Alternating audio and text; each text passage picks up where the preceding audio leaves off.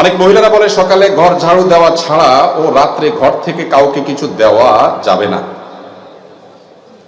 ও সকালে ঘর ঝাড়ু দেওয়া ছাড়া কাউকে দেওয়া যাবে না, রাতে ঘর থেকে কিছু দেওয়া যাবে না। কিছু হাদিস আছে, হাদিসটা হলো হাদিসুন নেসা। হাদিসুন নেসা বুঝেন? এগুলো আমাদের মা চাষিদের মধ্যে প্রচলিত আছে, কোরআন হাদিসে এগুলোর কোনো অস্তিত্ব। এটা হলো এরকম একটা হাদিস যে ঘর ঝাড়ু দেওয়া ছাড়া কাউকে কিছু দেওয়া যাবে না। এগুলোর পিছনে বিভিন্ন ভিন্ন ধর্মী মানুষদের বিশ্বাস আছে, কাজ করে। এরকম আরো অনেক কিছু আছে, কিছু জাল হাদিস আমি চিন্তা করছি এগুলো নিয়ে। এগুলো কেন বানাইছে, কারা বানাইছে? সৎ উদ্দেশ্যে কিছু জাল হাদিস বানাইছে। সৎ উদ্দেশ্যে জাল হাদিস বানাইলেও সেটা অসৎ কাজ, হারাম কাজ। যেমন রাতে নখ কাটলে কি হয়? রাতে নখ কাটলে ওই যে নখকুনি হয়, বাচ্চা বলছে, দেখছেন? এটা হয়, সেটা হয়, দেখছেন? মুখস্থ এদের। আচ্ছা, রাতে নখ কাটলে কোরআন হাদিসে কোথাও নিষেধ নাই, আপনি রাতে কাটেন, দিনে কাটেন। এটা আমার মনে হয় কোনো সময় মুরব্বীরা চিন্তা করছে, পোলাপান রাতে নখ কাটতে গেলে অন্ধকারের মধ্যে, তখন হারিকানে মেমবাতিতে আপনার চেরাগের আলোতে, কি আর আলো থাকে, কাটতে গেলে হাত টাত কাটতে পারে। এই জন্য হয়তো পোলাপানের একটা হাদিস বানাই দিছে আর যে রাতে নখ কাটলে এটা হয়, যাতে দিনে কাটে। বাবা, এটা তখন হয়তো ঠিক ছিল, আলো ছিল না, ফকফকা আলো, দিনের চাইতে বেশি আলো, কারণ যদি সুবিধা হয় সে কাটবে, কোনো অসুবিধা নাই। একইভাবে দেখবেন যে আপনার অনেকে বলে, হুজুর শুনছি বই খোলা রাখলে, পড়ার বই খোলা রাখলে শয়তান পড়ে ফেলে। আমি বলি, শয়তান পড়ে ফেললে ভালো তো, এটা মানুষ হয়ে গেলে তো ভালো। যদিও শয়তান পড়ে শয়তানই করবে। যাই হোক, এটা একটা ভিত্তিহীন কথা, ফালতু কথা, মিথ্যা কথা, এর কোনো ভিত্তি নাই ভাই। শয়তান যদি বই পড়তে চায় সে খুলেও পড়তে পারে। আর শয়তান, সে তার জন্ম হয়েছে কত আগে, তার সব মুখস্থ, আপনার বই পড়ার দরকার নাই তো, সে তো পরীক্ষা দিবে না। এগুলো অযথা কথা। আমার মনে হচ্ছে এটাও কোনো মুরব্বীরা বানাইছেন এই জন্য যে পোলাপান বই খোলা রেখে দৌড় দেয় এদিকে সেদিকে, বাতাসে, মোরগে, এটাতে সেটাতে, গ্রামে গঞ্জে অসুবিধা হয়, ছিঁড়ে যায় পাতা পুতা, পোলাপানে ছিঁড়ে ফেলায়। এই জন্য যাতে বন্ধ করে থুয়ে যায়, দায়িত্বশীল ভাবে গোছায় থুয়ে যায়, এই জন্য একটা হাদিস মিথ্যা বানাই দিছে আর কি, যেটা হইলে শয়তান পড়ে। বুঝেন নাই কথা? এরকম অনেক কিছু আছে। কোরআন হাতে থেকে পড়লে কি করা লাগে? ওই যে ডাল দিতে হয়, চাল দিতে হয়, লবণ দিতে হয়, এক এক এলাকায় এক একটা আছে। এটাও জাল হাদিস। কোন মুরব্বীরা হয়তো বানাইছেন এই চিন্তায় যে কোরআন বেটা ধরবা, তুমি সিরিয়াসনেসের সাথে ধরবা, কেরম করে ধরছো, কেমন ধরছো, তোমার হাত থেকে পড়ে গেছে। ওরে মানুষ করার জন্য একটা হাদিস বানায় নিছে জাল, যে পড়লে যাতে চাল ডাল লবণ দেওয়া লাগে। বাবা, তখন চাল ডাল লবণের অনেক দাম ছিল, কষ্ট করে জোগাড় করতে হইতো। আরে 2 কেজি 1.5 কেজি চাইল এখন কোনো ব্যাপার, পোলাপানের 5 MB টাকা, এইটা করা লাগবে বললে পোলাপান ভয় পাবে। এগুলো তখন কোন সৎ উদ্দেশ্যে মানুষ বানাইছে। এরকম অনেক ফালতু কথা আছে, শুনে রাখেন। এই কথাগুলো মনে হচ্ছে খুব সহজ কথা, সহজ কথা না, এগুলো অনেক বড় কথা। আল্লাহ বলেছেন, ওয়া আন তাকুলু আলাল্লাহি মা লা তা'লামুন, আল্লাহ তাআলার ব্যাপারে তোমরা না জেনে কিছু বলবা না, মন গড়া কিছু বলবো না, এগুলো গুনাহের কথা, জায়েজ নাই। আল্লাহ তাআলা আমাদেরকে বুঝার তৌফিক দান করুন। এগুলো এক ধরনের ছোট শিরক, এক ধরনের শিরক, যে মুমিনের ভালো মন্দ, ইমানদারের ভালো মন্দ সব কার হাতে? এসব ফালতু বিশ্বাস করা যাবে না, অযথা বিশ্বাস করা যাবে না। অনেক রকমের আছে এরকম। সকালবেলায় আপনার ঝাড়ু দেখলে এটা হয়, কাক দেখলে ওইটা হয়, কাকের ডাক শুনলে এটা হয়, বাম চোখ লাফাইলে এটা হয়। আমার মনে হয় লিস্ট করলে কয়েকশো হবে এরকম জাল হাদিস আছে এবং ভিত্তিহীন কথা আছে। ওষুধ খাওয়ার সময় বিসমিল্লাহ বলা যাবে কিনা? অনেকে বলে বিসমিল্লাহ বললে রোগে বরকত হয়ে যাবে, এটা কি সঠিক? ভাই, ওষুধ খাওয়ার সময় বিসমিল্লাহ বলবেন কিনা? প্রত্যেকটা গুরুত্বপূর্ণ কাজে শুরুতে বিসমিল্লাহ বলবেন। কুল্লু আমরিন যিবালিন লাম ইউবদা বিসমিল্লাহি ফাহুয়া আবতার আও আখতা। যে কোনো গুরুত্বপূর্ণ কাজ আল্লাহর নাম নিয়ে শুরু না করলে ওটা অপূর্ণাঙ্গ থাকবে। এই জন্য ওষুধ পান করা, ওষুধ সেবন করার সময় কি করবেন? বিসমিল্লাহ বলেই সেবন করবেন। বিসমিল্লাহ পড়লে রোগে বরকত হবে কেন? ওষুধে না বরকত হবে? আপনার নজর ওইদিকে গেছে কেন? বরকত হবে কিসে? ঔষধে। ঔষধে বরকত হওয়া মানে ওষুধে কল্যাণ হওয়া, ওষুধে কল্যাণ হওয়া মানে রোগ ভালো হওয়া, ওইটা আরো ভালো হবে। তো এই যে বিসমিল্লাহ বলা ঠিক না ওষুধ খাওয়ার সময়, এগুলো মুরব্বীরা একসময় বলতো, এগুলোর কোনো ভিত্তি নাই। অনেকে আবার ওষুধ খাওয়ার একটা দোয়া বলে, আল্লাহ শাফি, আল্লাহ কাফি, আল্লাহ মাফি, শুনছেন নি? এটাও বানায় নিছে কেউ একজন। এগুলোর কোনো ভিত্তি নাই ভাই। আল্লাহ শাফি, আল্লাহ শেফা দানকারী, আল্লাহ কাফি, আল্লাহ যথেষ্ট, আল্লাহ মাফি। মাফি মানে বাংলা মাফি, আল্লাহ নাই নাউজুবিল্লাহ, ওই অর্থ না। আল্লাহ মাফি মানে আল্লাহ মুআফিন থেকে, আল্লাহ মুআফিন আর কি। তো এই যে কথাগুলো বলা হয়, এই কথাগুলো আপনার বিশেষ করে এই দোয়াটা, এটা কোরআন হাদিসে আসে নাই। আপনি আল্লাহর নাম নিয়ে বিসমিল্লাহ বলে ওষুধ সেবন করে ফেলবেন, ইনশাআল্লাহ আল্লাহ তাআলা কি দিবেন? শেফা দান করবেন। এরপরে প্রশ্ন হলো, মাহরামের সামনে শরীরের কতটুকু অংশ মুক্ত রাখা যাবে? মাহরামের সামনে একজন নারী মাহরাম পুরুষের সামনে, ধরেন শ্বশুরের সামনে, তারপর তার বাপ ভাইয়ের সামনে, যাদের সাথে দেখা দেওয়া জায়েজ আছে তাদের সামনে শালীন পোশাকে থাকবেন, মার্জিত পোশাকে থাকবেন। তার চেহারা, তার হাত, তার পা, পায়ের গোছা, এই অংশগুলো তারা দেখাতে পারেন, মাথা, এগুলো উন্মুক্ত রাখতে পারেন। ফিতনা সংকুল এই সময়ে নিজেকে যতটা শালীন রাখা যাবে স্বামী ছাড়া অন্যদের সামনে, ততটাই নিরাপদ এবং ততটাই সেফ, ততটাই ব্যক্তিত্ব বহন করে। এই জিনিসটা খেয়াল করতে হবে। বাকি শরীয়তের সীমানার ক্ষেত্রে যথেষ্ট আপনার প্রশস্ত। একই কথা পুরুষের জন্য প্রযোজ্য। পুরুষ তার শ্বশুর বাড়িতে আপনার যারা মাহরাম আছেন, শাশুড়ি আছেন, তারপরে যাইয়া আপনার তার বোন নিজের বাড়িতে আছেন, মা আছেন, তাদের সামনে নাভি থেকে হাঁটু পর্যন্ত এই অংশ তিনি ঢেকে রাখবেন, বাকি অংশ প্রদর্শন করতে পারবেন, কিন্তু তাকেও যথাসম্ভব শালীন এবং যথাসম্ভব যতটুকু না হয় না ততটুকু তিনি উন্মুক্ত রেখে চলতে পারবেন ওই মূল অংশের বাইরে। এর পরের প্রশ্ন হলো,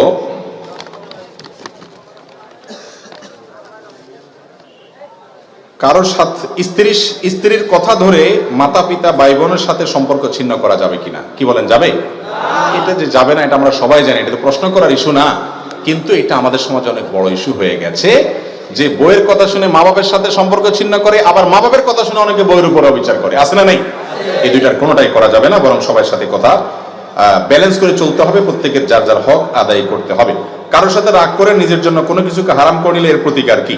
কারোর সাথে রাগ করে যদি আপনি নিজের জন্য কিছু হারাম করেন, এটা জায়েজ নাই। লিমা তুহাররিমু মা আহাল্লাল্লাহু লাক, আল্লাহ যেটা হালাল করেছেন সেটাকে নিজে হারাম করা যাবে না। যদি আপনি কোনো খারাপ কাজের নিয়ত করেন যে আমি এটা করব সেটা করব, ভুল নিয়ত করেছেন এবং সেটা মান্নত যদি হয়, মান নাযারা আন ইয়াসি আল্লাহ ফালা ইয়াসিহি, যে ব্যক্তি মানত করলো আল্লাহর অবাধ্য হওয়ার, খারাপ কিছু করার, সেই মানত কি করবে না, পুরা করবে, ওটা ভঙ্গ করবে এবং কসমের কাফারা দিয়ে দিবে, 10 জন মিসকিনকে খাওয়াবে বা 3 দিন রোজা রাখবে। অনেক লোক বাহিরে চলাফেরা কাজকর্ম সব স্বাভাবিক করতেছে, কিন্তু মসজিদে চেয়ার নিয়ে নামাজ পড়া কতটুকু সঠিক? এই প্রশ্ন উত্তর বিভিন্ন জায়গায় দিয়েছি আমরা। যদি সে মাজুর হয়, একান্ত মাজুর হলে কি করতে পারবে? মসজিদে চেয়ারে বসে নামাজ পড়তে পারবে, দাঁড়ানো বা বসার। ভাই প্রশ্ন উত্তর শেষ করে দিব?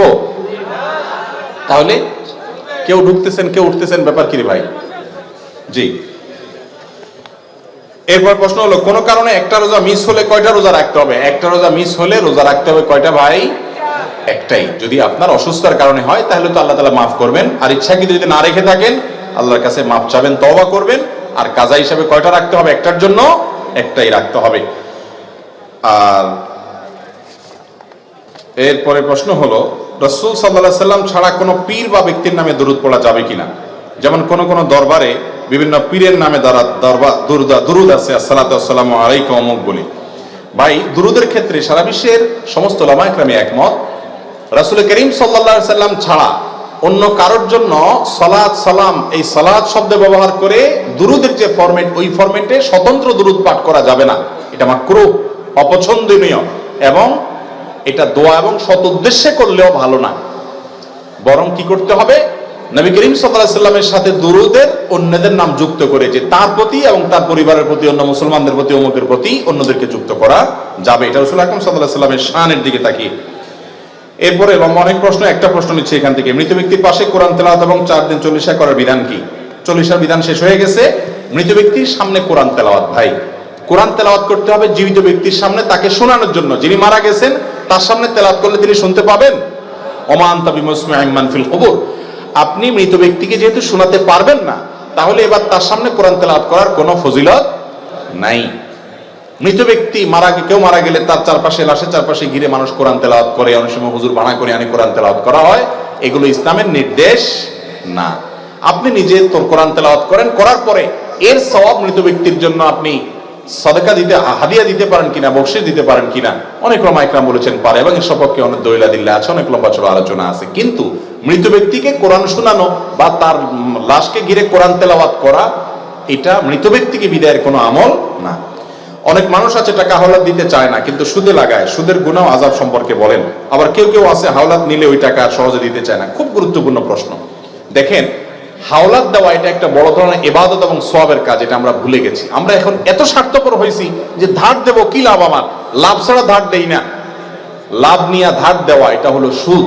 সুদকে আল্লাহ তাআলা হারাম করেছেন। আপনি তাহলে ধার কেন দিবেন? ধার এই জন্য দিবেন, কোন কোন ক্ষেত্রে ধার করলে দামের সমান সওয়াব হয়, কোন কোন ক্ষেত্রে দানের চাইতে আরো বেশি সওয়াব পর্যন্ত হতে পারে। যদি ধার দেওয়া হয়। এটা আজকে উঠে গেছে কর্জে হাসানা আমাদের সমাজ থেকে। কর্জে হাসানাকে প্রতিষ্ঠিত করতে হবে, তাহলে সুদ দুনিয়া থেকে বিদায় হবে। যিনি কর্জা নেন সে ব্যক্তিও আবার ঘোরাঘুরি করেন, টাকা একবার নিতে পারলে এরপরে ওর পিছে পিছে পাওনাদার বেচারা ঘোরা লাগে, ঠিক না ঠিক?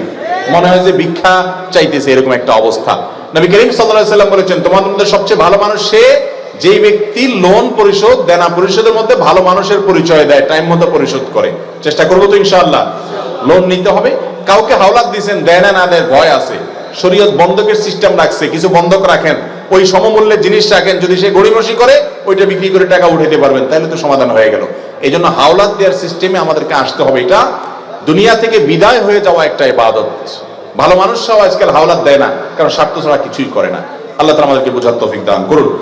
আমাদের সমাজে চা দোকানে দেখি একজন আরেকজনের পিছনে বদনাম পরনিন্দা গীবত করে। গীবতের গুনাহ কি হুজুর? গীবতের গুনাহ তো আমরা সবাই জানি, আল্লাহর কাছে সবচেয়ে জঘন্য পাপগুলোর মধ্যে একটা হলো গীবত করা, হারাম। নিজের আপন ভাইয়ের গোশত খাওয়া, মৃত মরা ভাইয়ের লাশের গোশত খাওয়া যেরকম ডেঞ্জারাস অপরাধ এবং নোংরামি, কোন মানুষের পেছনে তার সমালোচনা করা সেরকম নোংরামি এবং অসভ্যতা। চা দোকানগুলো বেশিরভাগ ক্ষেত্রেই আমাদের দেশে এটা চায়ের দোকান না, এটা গীবতের দোকান। এটা কিসের দোকান হয়ে গেছে ভাই? শুধু গীবতের দোকান না, এটা একটা open talk show. Open talk show বুঝেন? টেলিভিশনে যেরকম টক শো হয় 2-3 জনে, এখানে ওপেন টক শো হয়, 24 ঘন্টা টক শো চলতে থাকে বিভিন্ন পলিটিক্যাল ইস্যুতে, হাইপোথেটিক্যাল ইস্যুতে, বিভিন্ন বিষয়, ঠিক না ঠিক? ভাইরা আমার, আপনি চার দোকানে বহু জিন্দেগি কথা বলেছেন। আব্দুল্লাহ জাহাঙ্গীর একটা কথা বলতেন, রাহিমাহুল্লাহ একটা কথা বলতেন, যে আপনি চা দোকানে বসে 20 বছর 30 বছর ধরে আড্ডাবাজি করছেন এবং বহুত গাল গল্প করেছেন। কি লাভ হয়েছে? 10 টাকার মালিক হয়েছেন, 10টা আমল নামায় সব লেখা হয়েছে, বরং গুনাহ বহুত লেখা হয়েছে। ওই টাইমটাতে নিয়ে নিজের স্ত্রীর সাথে একটু মহব্বতের কথা বলেন, আমল নামা কিছু সব লেখা হবে ইনশাআল্লাহ। কথা কি বুঝাতে পারছি? আল্লাহ তাআলা আমাদেরকে গীবতের ভয়াবহ গুনাহ থেকে বেঁচে থাকার তৌফিক দান করুন। মহারণা দেওয়া ছাড়া স্ত্রীকে স্পর্শ করা যাবে কিনা? মহারণা না দেওয়ার গুনাহ কি? মহারণা দেওয়া ছাড়া স্ত্রীকে স্পর্শ করলে জেনার গুনাহ হবে না বা গুনাহ হবে না, কিন্তু স্ত্রীকে মহারণা দেওয়াটা এটা অবশ্য কর্তব্য, স্ত্রীর হক, অধিকার। যদি না দেওয়া হয়, কিয়ামতের দিন স্ত্রী এটা আদায় করে ছাড়বে, সেদিন কেউ কাউকে ছাড়বে না।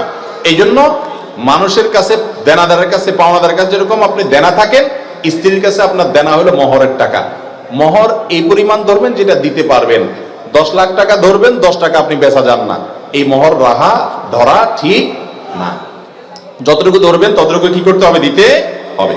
আমাদের সমাজে অনেকে বলে নতুন বিল্ডিং করার সময় ঘরের কিনারে, ঘরের কোন পিলারে স্বর্ণ অথবা রূপা দেওয়া লাগে, না হয় ঘরের অমঙ্গল হয়। এটা সম্পূর্ণ শিরকপূর্ণ বিশ্বাস। স্বর্ণ এবং রূপা মানুষের কোনো লাভ ক্ষতি করতে পারে না। ঘরের কোনায় স্বর্ণ দিতে হবে, মোরগ জবাই করে রক্ত দিতে হবে, এটা দিতে হবে, এটা দিতে হবে, এই সমস্ত বিশ্বাসগুলো শিরকপূর্ণ বিশ্বাস। কোনো মুসলমান এগুলো বিশ্বাস করবে না। আমি ঘর করেছি বিসমিল্লাহ বলে, আল্লাহর কাছে দোয়া চেয়ে আল্লাহ তাআলা বরকত দিবেন। এই স্বর্ণ রূপা, এটার পানি কোনা কাঞ্চিতে দেওয়া, এগুলোতে কোনো লাভ আসতে পারে না, কল্যাণ আসতে পারে না। যদি বিশ্বাস করে কেউ, তাহলে এটা ইমানের জন্য ক্ষতিকর, শিরকে আসগর হতে পারে, কোনো কোনো ক্ষেত্রে শিরকে আকবর পর্যন্ত চলে যেতে পারে এই জাতীয় বিষয়গুলো যদি সেরকম বিশ্বাস হয়। আমাদের সমাজে প্রায় অনুষ্ঠানে দেখি মানুষকে দাওয়াত দিয়ে তারা টেবিল নিয়ে বসে থাকে, পরে 500, 1000, 2000 দেওয়া লাগে। অনেক মানুষ টাকার কারণে দাওয়াতে যেতে পারে না, তা কি জায়েজ আছে? ভাই, কাউকে দাওয়াত দেওয়ার পরে যদি আপনি টেবিল নিয়ে বসেন, তাহলে আপনার চাইতে বাজারের হোটেলগুলো অনেক ভালো। কারণ হোটেলগুলোর সিস্টেম হলো আপনি খাওয়া দাওয়া করেন, যাওয়ার সময় ক্যাশের কাছে আসলে জিজ্ঞাসা করে কত হয়েছে, এত হয়েছে, দিয়ে দেন। বেশিরভাগ এরকমই সিস্টেমের হোটেল আমাদের দেশে, তাই না? আর এটা হলো ঢুকার সময় টেবিল চেয়ার নিয়ে, খাতা কলম নিয়ে বসে আছে, ভাই আগে কি আনছেন দিয়ে যান, খানা পরে, ঠিক না ঠিক? আমি প্রায় বলি ভাই, ডাকাইতে ডাকাতি করার সময় একটা অস্ত্র রাখে, আর এরা ডাকাতি করার সময় চেয়ার টেবিল আর খাতা কলম নিয়ে বসে, বেশ কম এতটুকু। এটা হলো ভদ্র বেশে ডাকাতি। যুবকরা একটু প্রতিজ্ঞা করেন তো, আমার বিয়েতে কোনো প্রকার চাঁদাবাজি চলবে না। আমার বিয়েতে কোনো প্রকার চাঁদাবাজি আমি অ্যালাউ করব, কিন্তু এটা বুকের বল নিয়ে বলার জন্য কিছু পয়সা করে কামাইতে হবে আগে। মা বাপ বলবে 2 টাকা নিজে কামাইতেও পারে না, আবার বাধাও দিবা, তখন ঝামেলা করবেন কি পড়বেন না। এই জন্য হক হালালে কামাইয়ের জন্য পরিশ্রম করবেন, যুবকরা পরিশ্রমী হবেন। এর পাশাপাশি আপনি এই অনাচারের বিরুদ্ধে দাঁড়াবেন। ভাই, আজকাল কিছু কিছু দাওয়াত আছে, এগুলো পাইলে মানুষের মন খারাপ হয়, বিশেষ করে মধ্যবিত্ত, নিম্ন মধ্যবিত্তের। অলিমার দাওয়াত দিলে, আকিকার দাওয়াত দিলে, বিয়ের দাওয়াত, এই জাতীয় দাওয়াত দিলে, কেন? কারণ জানে এখানে ফ্যামিলির সবাই মিলে খাইলে না 2000, 3000 টাকা খাইতে পারবো, এর বেশি না, কিন্তু দেওয়া লাগবে 5000, ঠিক না ঠিক? লস প্রজেক্ট, তার চাইতে চাইনিজে খাওয়া ভালো। এই জন্য এরকম কোনো অনাচার করা জায়েজ নাই।